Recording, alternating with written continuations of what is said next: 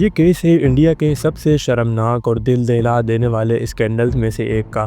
اجمیر کا 1992 کا case scandal ایک ایسا واقعہ جس نے پورے ملک کو ہلا کر رکھ دیا، کیونکہ یہاں صرف جرم نہیں تھا بلکہ طاقت، سیاست، مذہب اور خوف کا ایک بھیانک ملاپ تھا۔ یہ سب کچھ راجستھان کے خوبصورت اور تاریخی شہر اجمیر میں شروع ہوا، جہاں صوفی بزرگ خواجہ نعیم الدین چشتی کی درگاہ بھی واقع ہے۔ یہ جگہ روحانی اور امن کی علامت سمجھی جاتی ہے، لیکن اسی شہر میں 1980 کی دہائی کے آخر اور 1990 کی دہائی کے آغاز میں ایک ایسی شیطانی سازش تیار ہو رہی تھی جس کے بارے میں سن کر انسان کانپ جائے۔ اس کیس کے مرکزی کردار تھے فیروز چشتی، نافع چشتی اور ان کے ساتھی۔ یہ لوگ بظاہر درگاہ سے جڑے ہوئے معزز خاندان کے افراد تھے، شہر میں ان کی عزت تھی، سیاسی رابطے مضبوط تھے اور لوگ ان پر بھروسہ کرتے تھے، لیکن اسی بھروسے کو انہوں نے اپنی ہوس کے لیے استعمال کیا۔ یہ سب اس وقت شروع ہوا جب انہوں نے کالج اور اسکول کی لڑکیوں کو نشانہ بنانا شروع کیا۔ ان کے گروہ میں فوٹوگرافر، سیاست دانوں کے رشتہ دار اور چند بااثر لوگ شامل تھے۔ پہلے وہ لڑکیوں سے دوستی کرتے، انہیں تحائف دیتے، خوبصورت وعدے کرتے اور پھر کسی بہانے سے ان کی تصویریں لے لیتے۔ کچھ تصویریں رضامندی سے ہوتیں، لیکن زیادہ تر چھپ کر یا دباؤ میں لی جاتیں۔ بعد میں انہی تصویروں کو ہتھیار بنا کر لڑکیوں کو بلیک میل کیا جاتا۔ انہیں کہا جاتا کہ اگر جسمانی تعلق قائم نہیں کریں گی تو ان کی تصویریں پھیلا دی جائیں گی۔ خوف اور شرم کے مارے کئی لڑکیاں خاموش رہتیں۔ ان میں کچھ اسکول کی طالبات تھیں، کچھ کالج کی اور کچھ نوکری پیشہ خواتین۔ وقت کے ساتھ ساتھ یہ گندا کھیل پھیلتا گیا۔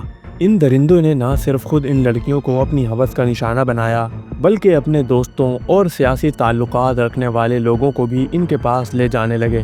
یہ پورا نیٹ ورک ایک گینگ کی طرح کام کرتا تھا، منصوبہ بندی کے ساتھ، پیسے، طاقت اور بلیک میلنگ کے ذریعے۔ کہا جاتا ہے کہ درجنوں لڑکیاں اس جال میں پھنسیں اور ان میں سے کئی سالوں تک خاموش رہیں، لیکن 1992 میں اس کیس کا دھماکے دار موڑ آیا جب ایک فوٹو اسٹوڈیو سے کچھ فحش تصویریں لیک ہو گئیں۔ ان تصویروں میں اجمیر کی مشہور فیملی کی لڑکیاں نظر آئیں جنہیں پورا شہر جانتا تھا۔ تصویریں دیکھتے ہی پورے شہر میں ہنگامہ مچ گیا، پولیس نے چھاپے مارے اور آہستہ آہستہ ایک پورا گینگ سامنے آیا۔ تقریباً 18 افراد کے خلاف مقدمہ درج کیا گیا، جن میں فرید چشتی، نافع چشتی اور ان کے قریبی لوگ شامل تھے۔ تفتیش کے دوران پتہ چلا کہ یہ سلسلہ تقریباً 10 سال سے جاری تھا اور 500 سے زیادہ لڑکیاں کسی نہ کسی طریقے سے اس بلیک میلنگ کا شکار بنی تھیں۔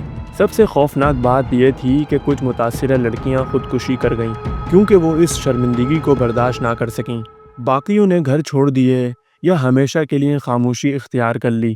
ان میں سے کئی کے والدین بھی ڈر کے مارے پولیس کے پاس جانے سے گھبراتے رہے، کیونکہ معاشرے کی بدنامی کا خوف ان پر غالب تھا۔ جب یہ کیس عدالت میں گیا تو کئی متاثرہ لڑکیاں بیان دینے کے لیے آگے آئیں، لیکن بہت سی چپ رہیں۔ کئی گواہوں کو دھمکیاں دی گئیں اور کچھ نے ڈر کے مارے بیان بدل دیے، مگر پھر بھی کچھ بہادر لڑکیوں نے ہمت دکھائی اور سچ بولا۔ ان کے بیانات نے پورے ملک کو ہلا دیا۔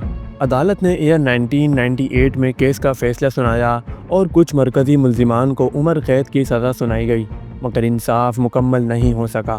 کئی ملزمان بعد میں ضمانت پر چھوٹ گئے اور کچھ بااثر سیاسی حمایت کی وجہ سے بچ نکلے۔ متاثرہ لڑکیوں میں سے کئی کی زندگیاں تباہ ہو گئیں، کچھ نفسیاتی مریض بن گئیں اور کچھ ہمیشہ کے لیے اجمیر چھوڑ گئیں۔ یہ اسکینڈل بھارت کے سماج پر ایک بدنام داغ بن گیا۔ اس نے یہ دکھایا کہ جب طاقت اور خوف مل جاتے ہیں تو کس طرح شریف گھرانوں کی بچیاں بھی شکار بن جاتی ہیں۔ آج اس کیس کو گزرے 3 دہائیوں سے زیادہ ہو چکا ہے، مگر اس کی گونج اب بھی سنائی دی جاتی ہے۔